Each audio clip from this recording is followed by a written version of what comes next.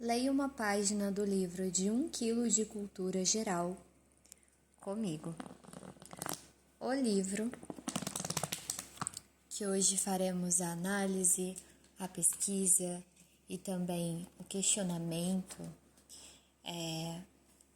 a evolução aí de um pensamento mais crítico, é da página 1052, em que se fala sobre o dadaísmo, o surrealismo e também a evolução da poesia.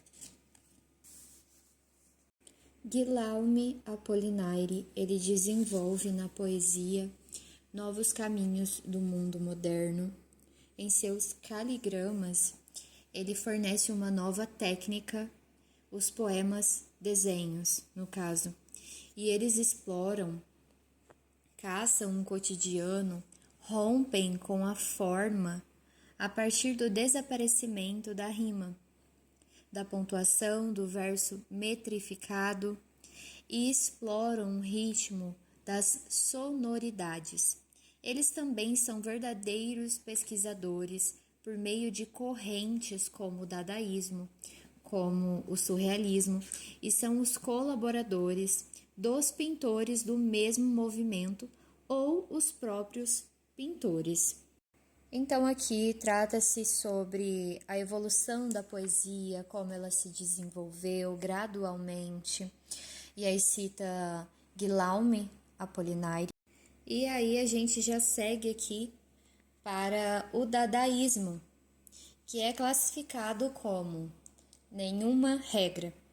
A expressão do dadaísmo, ela quer ser feita pela abolição de qualquer ato,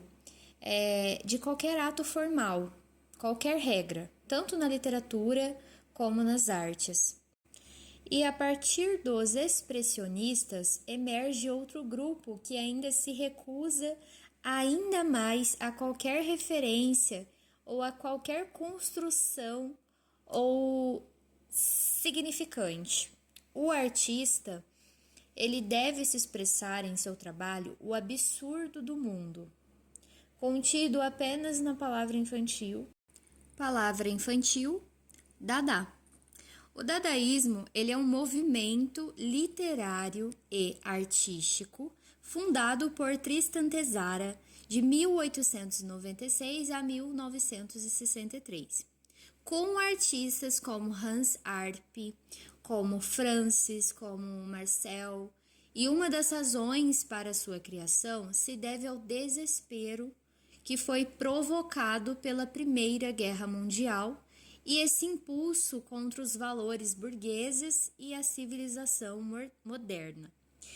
Então, aqui está escrito exatamente o seguinte, que não é um estilo artístico, mas é o resultado de um grupo que quer enfatizar a espontaneidade e o acaso. A expressão do dadaísmo se faz pela abolição de toda lei formal, de toda regra, tanto na literatura como nas artes, como eu já disse.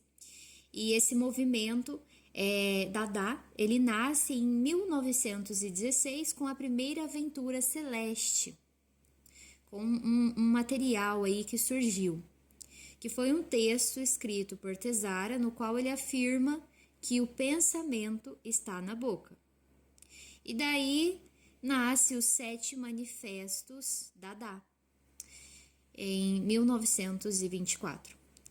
E recusa qualquer forma de discurso construído, mas se entrega ao exercício dos poemas simultâneos. O dadaísmo, ele queria desintegrar as estruturas da linguagem coerente. E as principais obras de Tzara são O Homem Aproximativo, de 1931, A Antecabeça, de 1933 e O Coração a Gás, de 1943.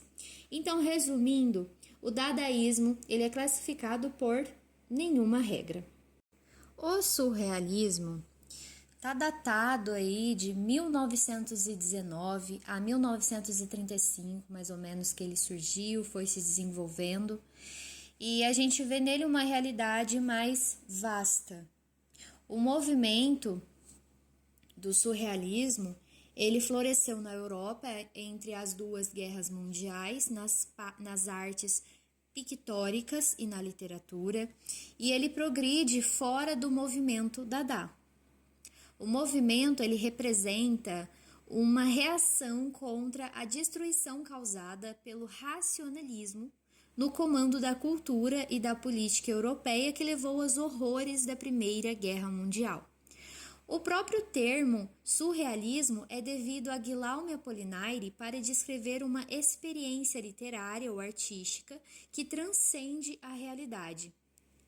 Então, pelo que qualifica Tetas de Tirésia como drama surreal, de acordo com o principal porta-voz do movimento, o poeta crítico André Breton, ele publicou o Manifesto do Surrealismo em 1924.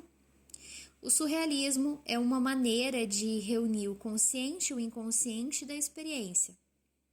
Baseando-se fortemente em teorias de Sigmund Freud adaptadas, André Breton, ele viu o inconsciente como a fonte do imaginário. Louis Aragon, de 1897 a 1982, René, em 1907 a 1988, e André Breton, de 1896 a 1966, foram muito inspirados pelo freudismo e eles queriam ir além do tradicional, da oposição entre sonhos e realidade, por meios que vão da hipnose à loucura, da semi-consciência às visões.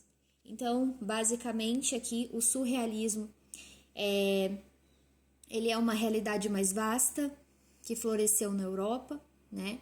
Aí em 1919 a 1935, entre as duas guerras mundiais.